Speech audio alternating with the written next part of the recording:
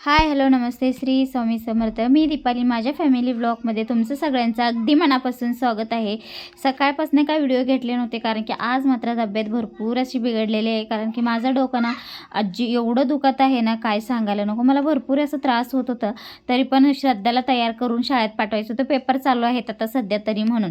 पण तिचं काय जायचं मूड नव्हतं. मी एकदा नको म्हटले की तिचं ना अजिबात मूड होऊन जातं. मग आपण झोपलं की तसंच झोपून जातो. मग त्यांचं सगळं रुटीनच चेंज होऊन जाते कारण की तिने अजिबात लक्ष देत नाही.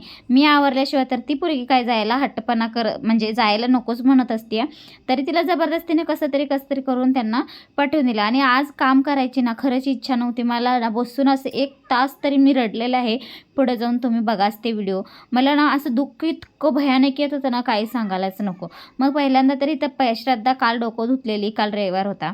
आज अजिबात तेल लावली नव्हती म्हणून पहिल्यांदा तरी तिचं सगळ्या डोक्याला ना तेल लावून घेतलं. आज माझ्या मुलीनं काय करामत केलं ना, तुम्हाला पुढं जाऊन तुम्हाला सगळं समजते. पूर्ण व्हिडिओ मात्र बघा, चुकू नका. तर किती लेकीचं किती प्रेम असते बघा. न कळत दाखवून देणारा प्रेम असं असतं. ते स्वार्थ नसतं त्या प्रेमाला. बघा इथं बघू लास्टला बघा असते. हिला ना तयार वगैरे करून मस्त असं एक पोनी घालून दिलं. हिचं पोनी घालायचं म्हणजे एक टास्कच असल्यासारखं आहे. कारण की अजिबात पोनी घालून घ्यायला ना नको म्हणत होती. आता ती सध्या रडत होती बघा. तिचे अश्रू मात्र चालूच होते. वर तिला नुसतं थोडंसं खवळल्यासारखं केला आणि तिचं रडू गाणं चालूच झाला. ते शाळेला जाऊसपत्र रडत होती तिनं. नंतर ना आता काम नाही करून कसं चालायचं. आपण काय पण होऊ दे आपलं ना, आपण काम मात्र सुटायला नाही पाहिजे.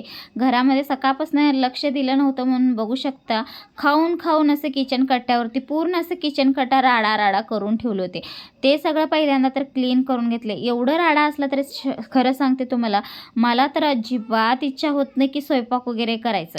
नंतर सगळं पहिल्यांदा तर राडा काढून घेतला. आणि आज अहोनी जाऊन चिकन घेऊन आले होते. आता श्रावण लागले, खातो आम्ही पण जास्त एवढं काही खात नाही. थोडंसं कमी केलं, आठवड्यातनं एकदा तरी का होईना म्हणून असं केले. मग आज मंगळवार होती म्हणले तिने चिकन जाऊन घेऊन येते. मी तर ना ते एक म्हणजे आता श्रावण महिन्यात मागायला वगैरे येतात माहिती आहे का, ते तिने आलते. त्यांना मी म्हणत होते पैसे वगैरे दिले आणि तिने गेले.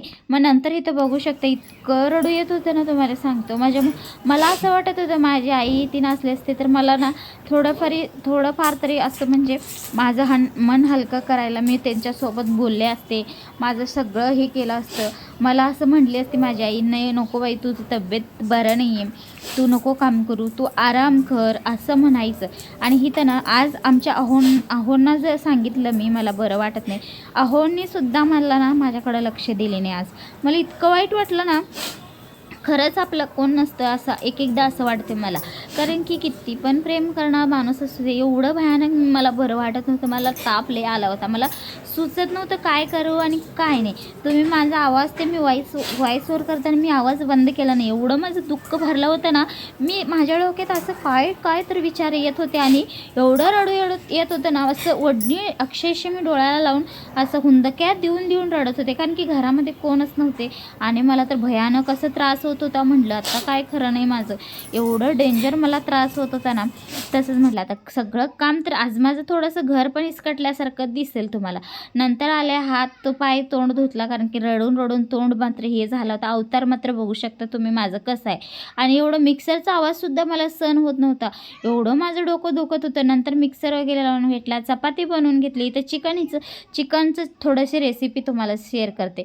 कांदा 2 कापून घेतलं तर बारीक मस्त तेलामध्ये परतून घेतला. आता हिथं मसाला काय वाटलं तुम्हाला सांगू का, खोबरं, कोथिंबीर, अद्रक, लसूणचं पेस्ट हे 4 मसाले इथं वाटून घेतला होता. नंतर हे आपलं लाल तिखट, चिकन मसाला आणि हळद एवढं घातलं. नंतर लास्टला अर्धा किलो चिकन होतं म्हणून 1च डबा दहीचं घातला. नंतर छान असा मसाला परतून झाल्यानंतर तेल सुटल्यानंतर ना सगळं चिकन ना त्याच्यामध्ये घालून मस्त असं परतून घ्यायचं आणि नंतर कोथिंबीर वगैरे घालायचं. मला काही सुचत नव्हतं म्हणता लास्टचा काय मी व्हिडिओ घेतला नाही. मात्र भाजी मात्र 1 नंबर झालेली होती.